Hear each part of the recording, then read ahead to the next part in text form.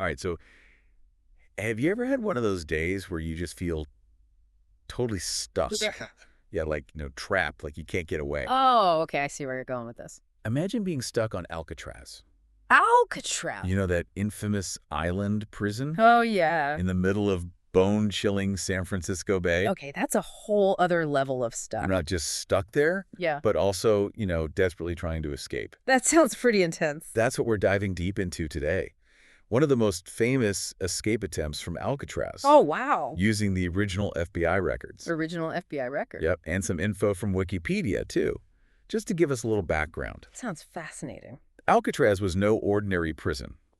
It was in operation for almost 30 years, from 1934 to 1963. And it was specifically designed to hold the most hardened criminals. Exactly. Guys like Al Capone Oh, wow. and Machine Gun Kelly, Really? the worst of the worst. The big names. And they really upped the security there. They weren't messing around. Yeah, I can imagine. Tougher bars, Uh-huh. guard towers everywhere you look, Right. constant checks, to make sure no one was up to anything. So basically, escape-proof.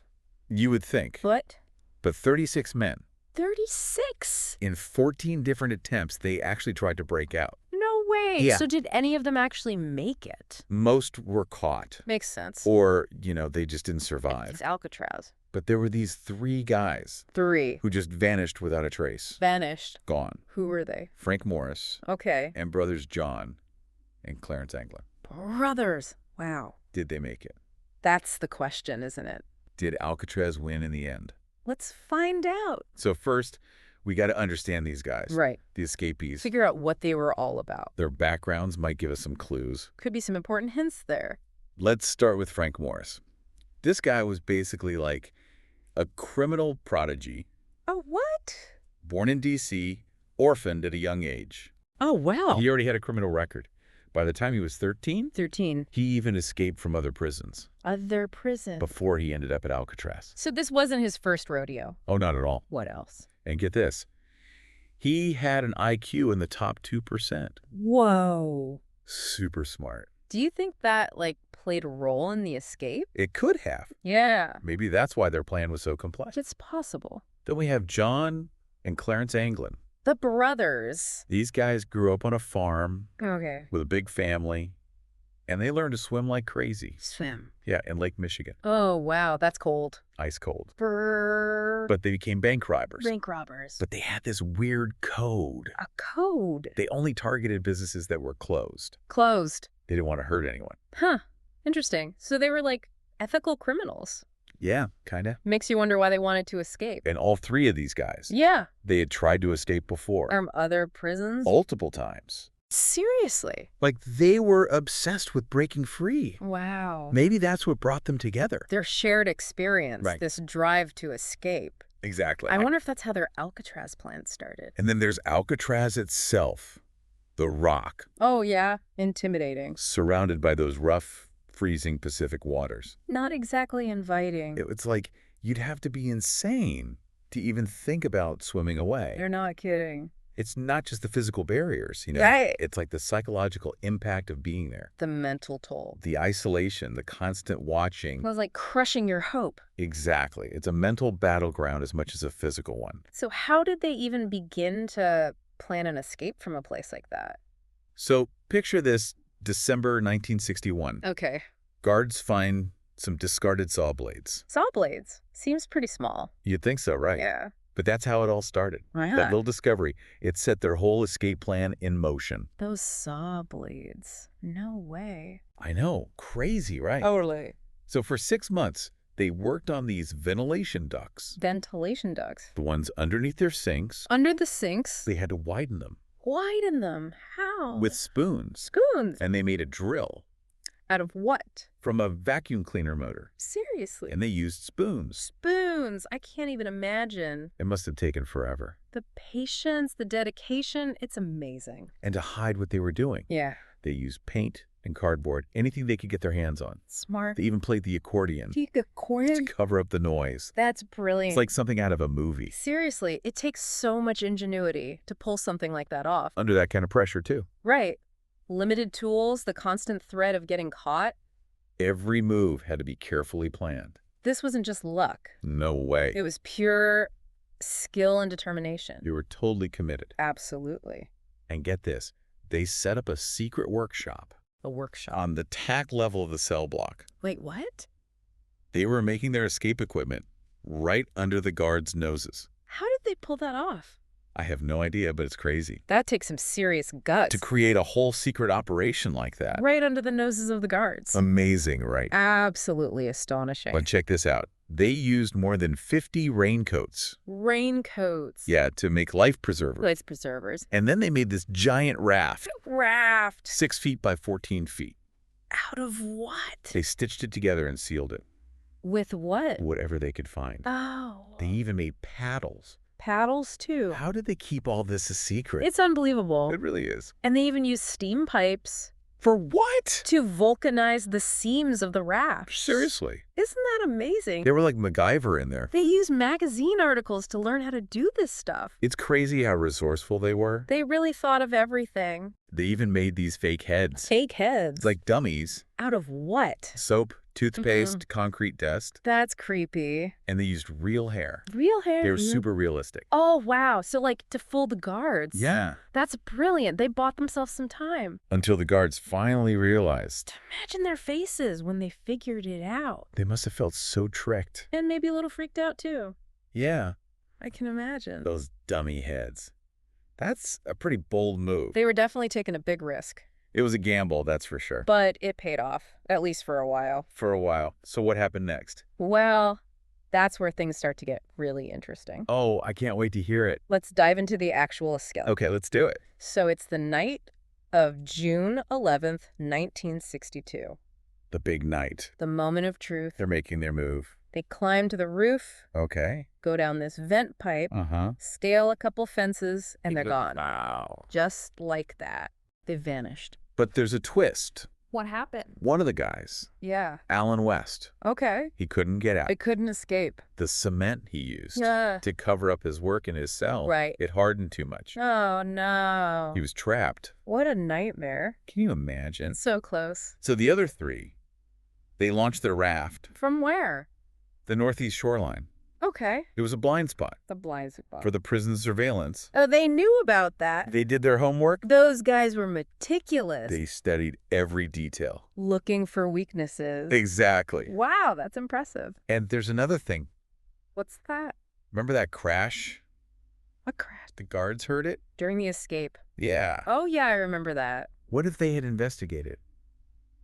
That would change How everything. the whole story would be different. It's incredible how much luck was involved. Just a few seconds here or there. Could have made all the difference. So what did the guards actually find? Well, there wasn't much. Yeah. They found a paddle A house. floating near Angel Island Okay. and a wallet.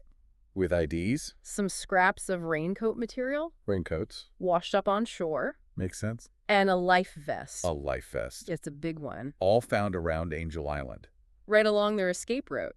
So they made it that far at least. It seems that way. That's got to be good evidence, right? It's definitely something. But here's the question. What's that? Did they plant that evidence? To throw off the investigation? Exactly. That's a good point. Maybe they had help. Someone on the outside. A backup plan. It's possible. And don't forget, Yeah. Alan West. The guy who got stuck. He told the FBI everything. He spilled the beans? The whole escape plan. So he was a key witness. He knew what they were up to. What did he say? He said they planned to steal clothes Clothes? and a car After they got to shore. to blend in, To disappear. makes sense. So the FBI followed up on that. They looked for stolen cars, Any suspicious activity? matching their description. Blanks. So what did they find? Nothing. Nothing. No stolen cars, no suspicious sightings, no leads. So that mean It seemed pretty clear. they didn't make it? The evidence pointed that way. But couldn't they have had someone waiting, To help them. pick them up, get them away clean? Maybe? It's still possible, right? I guess so. It's the biggest mystery of this whole thing. We're talking about possibilities here. Yeah? The FBI had to follow the facts. What they can prove. And the drowning theory, it made sense. But let's look at it from a different angle. Okay. How hard would it have been to swim to shore? From Alcatraz. Yeah. You have to remember, Right. the currents around Alcatraz, Oh, yeah. they're incredibly strong. And dangerous. They can change quickly, too. So even strong swimmers Would have trouble. and the water temperature, It's freezing. Hypothermia, Would have been a serious risk. even if their raft worked. The conditions would have been brutal. It was a homemade raft, Not exactly built for those waters. So yeah, the odds were against them. Definitely. But what about those reported sightings? After the escape. People said they saw them. Oh, yeah. Those are interesting. How do those fit in? We should take a closer look. Okay. Especially the Anglin family. What about them? They claimed they got messages. Postcards, phone calls, right? Yeah, for years after the escape. They were convinced the brothers were alive. What did those messages say? One postcard was signed Jerry. Jerry? Another one said Jerry and Joe. Interesting. And there was this Christmas card A Christmas card? delivered in 1962. Wow. It said, "To Mother, from John. Merry Christmas." That's creepy. And those phone calls. Where all you could hear was breathing. That's so strange.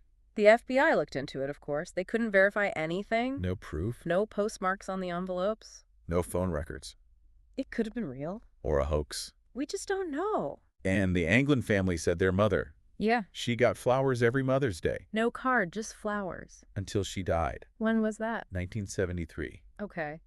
And then at her funeral, Yeah. there were these two women, Two women. really tall, Tall. wearing tons of makeup. That's weird. Do you think it was them? Connected to the escapees? Maybe they were sending a message. It's like something out of a movie. It's so bizarre. But we don't have any evidence. It could just be a coincidence. Random mourners. Who knows? Another mystery. Okay, let's talk about Brazil. Brazil. There was that sighting of Clarence Anglin I remember that. back in 1965. Years after the escape. What happened there? The FBI took it seriously. They did. Sent agents down to South America, To investigate. but they couldn't find any proof. Another dead end. It seems like every time we get close, We hit a wall. it's frustrating. So are there any other leads? There are a few more. Okay. They might help us understand. What really happened? Maybe confirm the official story. Or debunk it? You ready to keep digging? Absolutely, let's do it. Okay, so we were talking about some more leads, right? Yeah, a few more things that might shed some light on what happened. Like that History Channel documentary from a few years ago? Alcatraz. Search for the truth. That's the one. They presented some pretty interesting evidence. Especially from the Anglin family. Right. Remember those Christmas cards? The ones they said they got from John and Clarence. Years after the escape, Supposedly? the documentary had some handwriting experts analyze those cards. To see if it was really them. A match to the Anglin brothers. And what did they say? It was a match. Really? The handwriting match. So they were alive? Well, hold on. What? The envelopes? Yeah. They didn't have any postmarks. No way to tell when they were sent. Or if they even went through the mail. It's possible they were never mailed at all. Another dead end. It's so frustrating, They're so close. but not quite there. It could be real. Or a clever fake. Who knows? It's impossible to say for sure. But there was something else in that documentary. Right, something really interesting. What was it? This guy named Fred Britzi. Who's that? He was a friend of the Anglin family, Okay. and he claimed he ran into John and Clarence Wait, really? in Rio de Janeiro, Oh, real? Brazil, Years after the escape. more than a decade later. He said it was them. How did he know? He said he took a picture of them. A picture. Standing next to a termite mound. A termite mound. They had forensic experts look at the photo. I see if it was real. And The experts said the photo was taken in 1975. so it's the right time period. But as for the men in the photo, Yeah. they said it was more than likely John and Clarence. More than likely? But they couldn't be 100% certain. Why not? The photo was old, blurry. Okay. The men were wearing sunglasses. So we can't really see their faces. It's possible, but we just can't know for sure. But if they were in Brazil, how did they get there? That's where Brissy's story gets even wilder. Okay, tell me. He said they didn't use the raft to cross the bay. What, they didn't? Nope. Then how did they escape? He said they paddled around the island You where? to the boat dock, The boat dock. and they attached an electrical cord to the rudder of one of the prison ferries. A ferry. The ferries that took people to and from the island. You're telling me they hitched a ride on a ferry. That's what Brizzy claimed. Is there any proof? Well, a report said an electrical cord went missing that night, From the dock. but it could just be a coincidence. Yeah, probably. A lot of people were skeptical of Brizzy's story. It does sound pretty far-fetched. Maybe even intentional misdirection. To throw people off the trail. Who knows? But here's the thing. What's that? The U.S. Marshal Service. Yeah. They're still investigating this case. Seriously. After all these years. They're not giving up. And they got a letter? In 2018, What kind of letter? supposedly from John Anglin. John Anglin himself. He wrote them a letter. What did he say? He said Frank Morris died in 2008 Okay. and Clarence died in 2011, So he was the last one alive, according to the letter. and he was writing to try and make a deal. A deal. He wanted to surrender. In exchange for medical treatment? He had cancer. That's what he said. Did they believe him? The FBI analyzed the letter. The Yeah. results were inconclusive. So they couldn't be sure. Another mystery. It could be real. Or a fake. We just don't know. It's incredible that this story Over 60 years ago? still has so much mystery. It's captivating, isn't it? We want to know the truth. But the lack of proof. It makes us use our imagination. We weigh the evidence. Consider all the possibilities. And come to our own conclusions. So what's the takeaway for our listeners After all this, about the Alcatraz escape? it's a story about human ingenuity. Their planning was incredible. And their determination, They were willing to take huge risks. whether they survived or not. Their story is fascinating. It's inspiring. It shows the power of the human spirit, Our desire for freedom. even when it seems impossible. And it reminds us that the truth can be elusive. Sometimes even with all the evidence in the world. We still don't have all the answers. Like a puzzle with missing pieces. What really happened? Maybe someday we'll find out New evidence could come to light. and solve this mystery once and for all. But until then, The mystery of the Alcatraz escape will live on. inspiring us with its story of daring and hope. Thanks for joining us. On this deep dive into one of history's greatest mysteries. Keep exploring, keep asking questions. And who knows, maybe you'll be the one to finally solve it.